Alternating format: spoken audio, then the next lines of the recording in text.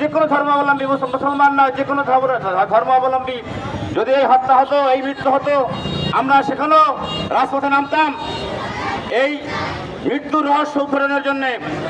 আমি চাচ্ছি বরগুনার যারা দায়িত্বশীল জায়গায় আছেন, প্রশাসনের যারা দায়িত্বশীল জায়গায় আছেন, তারা অবিলম্বে আমাদের কথা দিন, আমাদের কথা দিন, অবিলম্বে অল্প দিনের মধ্যে, মাত্র 15 দিনের মধ্যে রহস্য উদ্ঘাটন করতে হবে আপনাদের, এবং দোষীদের দৃষ্টান্তমূলক শাস্তি দিতে হবে।